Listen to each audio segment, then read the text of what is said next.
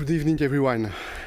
Ladies and gentlemen, it was a pleasure to host President Ալիև and Prime Minister Փաշինյani today for a fifth meeting in Brussels. Our exchanges were frank, open, and result-oriented.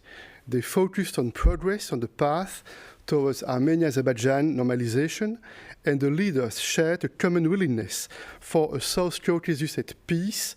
I commend their respective efforts. Together, we reviewed all issues on our agenda.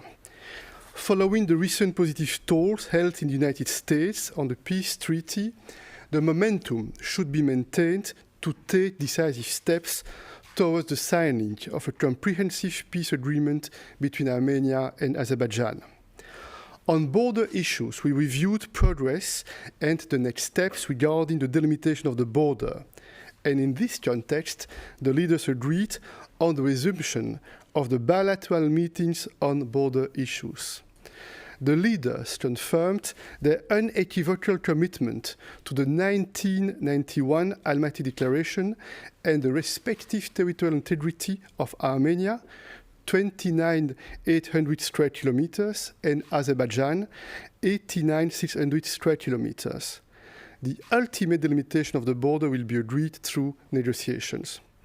On connectivity, the sides made clear progress in their discussions, aimed at unblocking transport and economic link in the region. Positions on this topic have now come very close to each other, in particular on the reopening of the railway connections to and via Nakhchivan. Their respective teams have been tasked to finalize an in-principle agreement on the modalities for the opening of the railway connections and the necessary construction works together with a concrete timetable. They also agreed to draw upon the support of the World Customs Organization in supporting this work.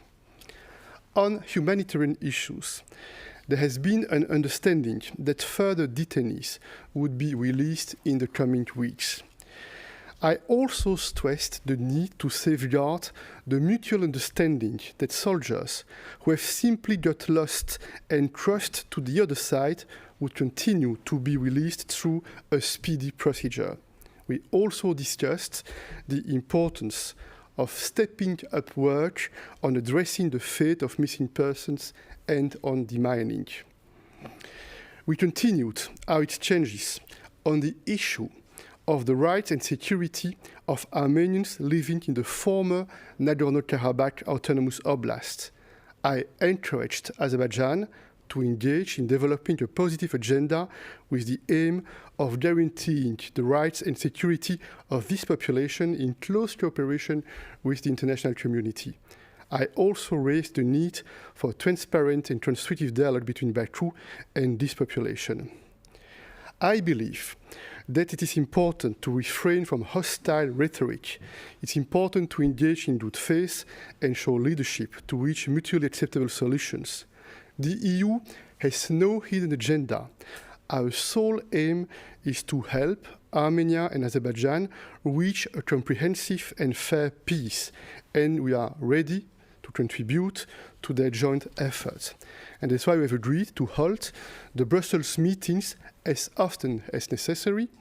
Leaders will meet again in Brussels in July, and as was already announced publicly, we'll also meet again in the very near future, together with President Macron of France and Chancellor Scholz of Germany, on the margins of the second European Political Community Summit in Chisinau, and I also intend to invite the leaders for another such meeting in the margins of the third EPC Summit in Grenada in October.